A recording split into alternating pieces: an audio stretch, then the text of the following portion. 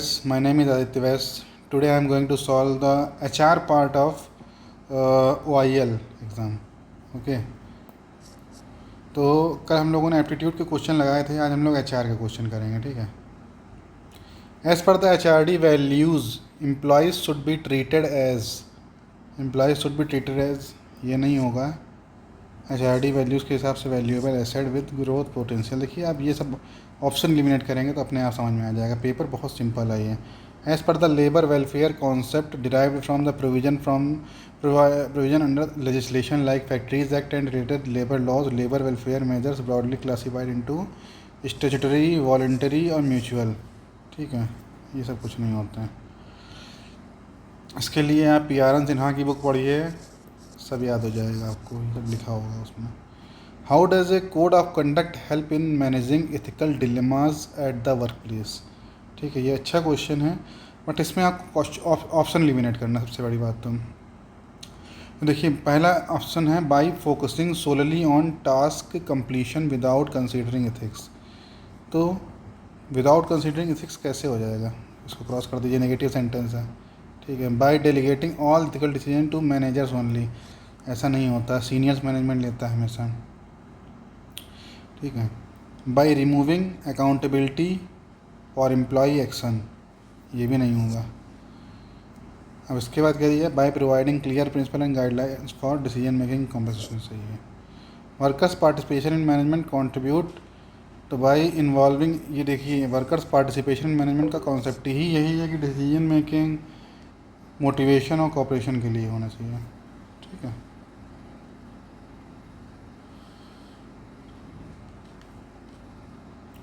Within the scope of organization behavior, the individual level analysis primarily focus on which of the following.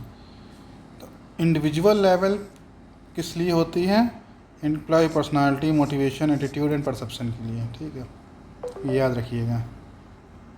अगला question है payment of bonus act कब आया था. Payment of bonus act enact कब हुआ था? तो ये हुआ था 25 सितंबर 1965. इसको याद रखिएगा, इंपॉर्टेंट क्वेश्चन है. What is the grievance that remains unresolved through normal channels and escalates to strike और लॉकआउट क्लासीफाइड एज. उसको बोलते हैं इंडिविजुअल नहीं हो सकती, रूटीन ग्रीवांस भी नहीं हो सकती, माइनर कंप्लेंट नहीं हो सकती जब इतना बड़ा स्ट्राइक लॉकआउट हो रहा है. तो कलेक्टिव ग्रीवांस मास लोगों की आएगी. ठीक है. Potential industrial dispute. Why is stress management important in organisation. Stress management क्यों, ये तो आप देख के कर सकते हैं, क्योंकि मेंटल प्रेशर कम कर सकें, मेंटेन हेल्थ कर सकें, ये कर सकें. During which industrial relation evolution phase the industrial truth resolution. तो ये 1962 के आसपास कहीं आया है. I am not sure, year नहीं याद है इतना, मतलब पढ़ाई बहुत की है, बट ये है. ठीक है. फर्स्ट वर्ल्ड वार में नहीं आया है, 1914 का नहीं है, 1918 के बाद का भी नहीं है, ड्यूरिंग कोल्ड वार का भी नहीं है, ये इसी का है. आप ऑप्शन एलिमिनेट कर लीजिए. इसेंस ऑफ कोऑर्डिनेशन, ये एक पेपर में और आया है, मैं आपको बता रहा हूँ. अभी मैं आपको MP इलेक्ट्रिसिटी बोर्ड का पेपर सॉल्व कराऊंगा, उसमें भी ये क्वेश्चन आया है. Synchronising individual effort with organisation goals. Payment of bonus act ensure how does, तो इसमें क्या है कि by specifying eligibility criteria minimum and maximum bonus. Minimum कितना होता है 8.33% गिवन इन सेक्शन 10 और section 11. Maximum bonus 20%. Timeline of payment क्या है, 8 month maximum. What is the main purpose of HRD, what is the main purpose of HRD interventions in an organization? To improve, 1 minute, give me 1 minute, give me a 1 minute. Okay, sorry. To improve employees skills, knowledge and behavior and better performance. Which of the following is the main purpose of induction in an organization? Integrate new employees with the providing. बाकी आप देख लीजिए, आप खुद ही cut करते जाएंगे option. ये paper exam paper वो सरल था. जॉब एनालिसिस का job description, job specification. What is the main purpose of minimum wage act? Main purpose of minimum wage act regulate employ, ये हो नहीं सकता, कॉन्ट्रैक्ट वर्कर का होता है, ये सब नहीं है। मिनिमम वेज मिलना चाहिए, एम्प्लॉयर्स मतलब देगा वैसा करके, ठीक है। In the context of industrial relation which of the following is the main purpose of employers organisation? Represent employers collectively and promote their common interest, ठीक है। According to the grievance handling procedure recommended under the ID Act and reinforced by labor policy guidelines, which of the following is usually considered the first step? तो employ reporting the issue the पहले से immediate supervisor को बताएगा ना, उसके बाद सब कुछ होगा। विच of the following describe the scope of mines act? तो माइंस एक्ट का स्कोप जो मतलब इसने पूछा है एक तरीके से ऑब्जेक्टिव, तो working condition, health and wages and mining, इसको रेगुलेट करना होता है। In the scope of organization behavior, the analysis of organization culture is categorized under, तो ये ऑर्गेनाइजेशन सिस्टम में आएगा। Which of the following is an example of HRD mechanism? HRD mechanism में आपका performance appraisal, career planning, training programmes, ये question बहुत common है, इसको याद कर लीजिए। Which of the following best represents the impact of globalism on HRM? Globalism का इम्पैक्ट क्या है? सबसे पहले बात तो लोकल लेबर मार्केट में कन्फाइंड नहीं करेगा, रिक्रूटमेंट फोकसिंग ये नहीं करेगा। HR must manage cross cultural team and international labour mobility, ये से आप इस चीज़ से पकड़ लेंगे इसका answer. Which of the following is an example of intrinsic motivation? Intrinsic motivation देखिए क्या होता है कि अंदर से जो मोटिवेशन आता है, मतलब feeling proud and satisfied after completing challenging project, ये एक्सट्रिंसिक हो गया, ये एक्सट्रिंसिक हो गया, सैलरी इंक्रीमेंट एक्सट्रिंसिक हो गया। How does the scope of industrial relation extend beyond employer-employee relationship? It includes trade union, collective bargaining, labor laws and employee welfare. So हमारा अगला क्वेश्चन था, मतलब if a company links bonus directly to employees achieving sales target, this practice demonstrates compensation being used a tool for.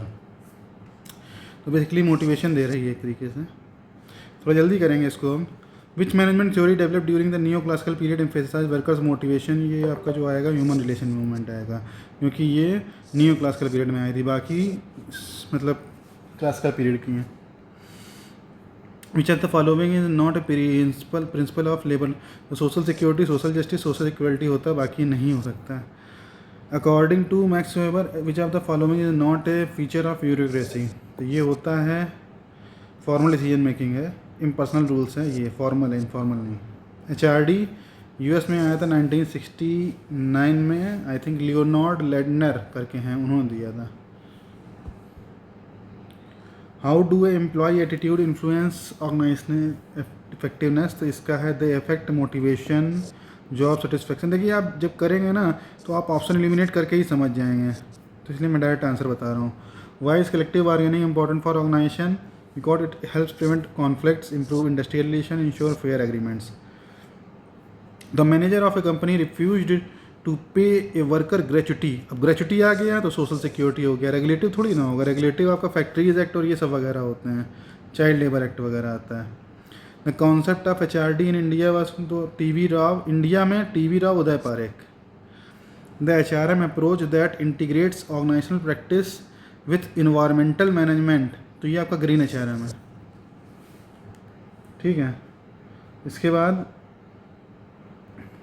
का question देखिए क्या है इसमें। What roles does labour legislation play in achieving social justice? तो legal rights provide करना, grievance redressal mechanism हो गया, social security measure है, ठीक है। मैटरनिटी बेनिफिट सोशल इंश्योरेंस का एग्जांपल है, मतलब इसमें एम्प्लॉई और एम्प्लॉयर दोनों का जो होता है कंट्रीब्यूशन है, ठीक है। सोशल इंश्योरेंस है ये, नहीं ये आपका गलत है। मैटरनिटी बेनिफिट सोशल असिस्टेंस होना चाहिए, मैटरनिटी बेनिफिट सोशल असिस्टेंस होना चाहिए। इसमें एम्प्लॉई का तो नहीं होता है, एम्प्लॉयर देता है या गवर्नमेंट देती है जो भी है बेनिफिट, ठीक है। सोशल असिस्टेंस होना चाहिए, कॉन्ट्रीब्यूटरी नहीं होता है ये इसका आंसर इसमें गलत दिया हुआ है, सोशल इंश्योरेंस मेरे ख्याल से। Which of the following is the key feature of decision making? तो जजमेंट एनालिसिस पे है। Which of the following best differentiate between HRD and traditional HRM? HRD employ development पर फोकस करता है, जैसा कि आपने ऊपर देखा, performance appraisal, training development, career planning, वो सब HRM शॉर्ट टर्म फंक्शन है। Which are the following is an example of bipartite, bipartite में यूनियन एंड मैनेजमेंट आते हैं। According to HRD which are the following is an example of career related intervention. तो career related intervention जो है आपका, वो आपका कोचिंग और मेंटरिंग फॉर स्किल बिल्डिंग के लिए होता है। In HRM compensation management premierly deals with the which of the following. तो कंपनसेशन मैनेजमेंट जो होता है आपका designing and managing pay and benefits के लिए है। How does perception affect employ behaviour in an organisation. तो बेसिकली एम्प्लॉय क्या इंटरप्रेट करता है, क्या एसेस करता है सिचुएशन, रिस्पॉन्ड टू अदर्स, ये आपका परसेप्शन डिसाइड करता है। Which are the following is a key benefit of well structured induction programme. तो इसमें क्या होता है, reduces initial anxiety and improve employ adjustment है, ठीक है। बाकी तो एम्प्लॉय कोई इंश्योर नहीं कर सकता है, परफॉर्मेंस अप्रेजल, रिक्रूटमेंट प्लानिंग का कोई इससे लेना देना नहीं है। Which of the following is not a step of organizing process. तो ये एम्प्लॉय परफॉर्मेंस का कोई लेना देना नहीं है इससे, ठीक है, तो सही हो जाएगा। विच is a key factor that contributes to job satisfaction.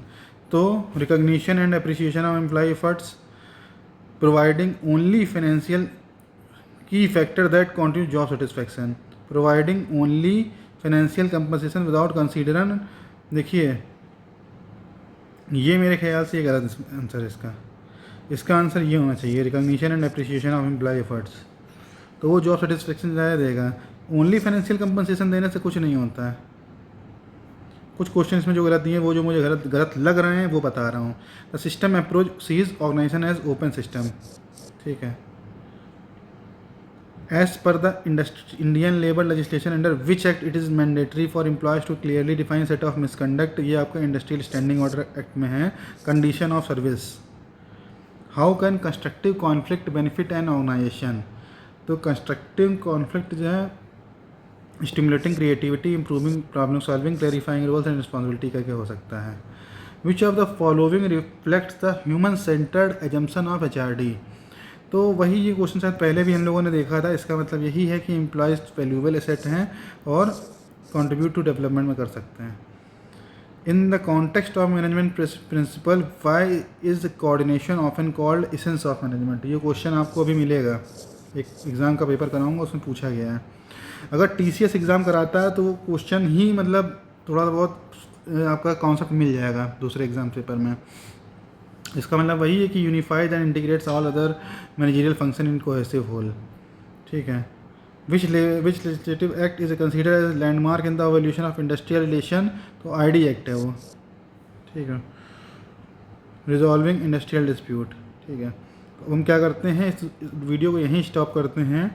इसके जो रिमेनिंग क्वेश्चन है वो हम आपको, नहीं रुकिए, 10 क्वेश्चन बचे हम करा देते हैं इसमें। 51, what is the main purpose of tripartite में गवर्नमेंट होता है, एम्प्लॉयर्स होता है, एम्प्लॉयज होता है, ठीक है। Which of the following is the major purpose of job evaluation. तो इसमें वही होता है कि फेयर एंड इक्विटेबल कंपनसेशन मिले। In organisation behaviour why is human behaviour called dynamic. तो वही टाइम के साथ चेंज होता रहता है, गेन न्यू एक्सपीरियंस वगैरह करके हैं। How does social assurance ensure workers protection. By offering, social assurance में क्या होता है कि वर्कर्स को गारंटीड बेनिफिट मिलते हैं, वही आपका PF ESI वगैरह ये सब है ना।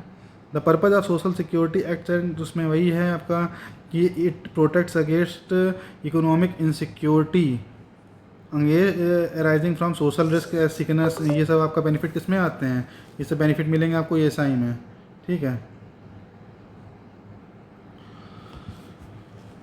How do the employers organization support business in. तो बाय रिप्रेजेंटिंग एम्प्लॉयर्स इंटरेस्ट, ये तो आपने पढ़ा होगा, जैसे FICCI है, CII है, AMO है। Under the building and other construction act the power to appoint इस अप्रोप्रिएट गवर्नमेंट के पास होती है। इसके बाद आपकी which theory views welfare as a social responsibility. तो सोशल रिस्पॉन्सिबिलिटी जो आपका देखिए बोला है इन्होंने, तो ये सोशल थ्योरी में है इसमें, ठीक है।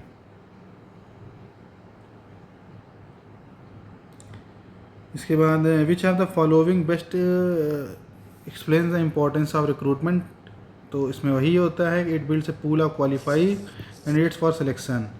और ये जैसे ये क्वेश्चन है कि the employee of Apex Global find a complaint with legal officer on account of being transferred to new location in this complaint he quoted that the decision is taken by the management unilaterally and violets the tenets of the employee employer agreement. तो जहाँ ये सब condition of service की बात आती है वहाँ standing order ही लगता है। तो ये पेपर आपका पूरे में पूरे सही एचआर में करने थे, जिसको मतलब आपने जिसने भी एग्ज़ाम दिया है। तो ये बहुत सिंपल पेपर है, एग्ज़ाम पेपर है। तो देख लीजिए, 2 मिनट और लगेगा, मैं बस आपको क्वेश्चंस दिखा रहा हूँ एक बार।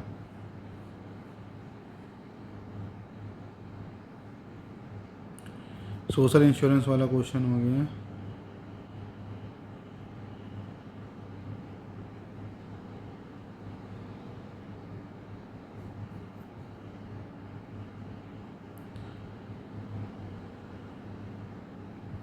तो इस तरीके से हमने ये क्वेश्चन पेपर सॉल्व कर लिया है। ठीक है, thank you for watching the video and subscribe share the video.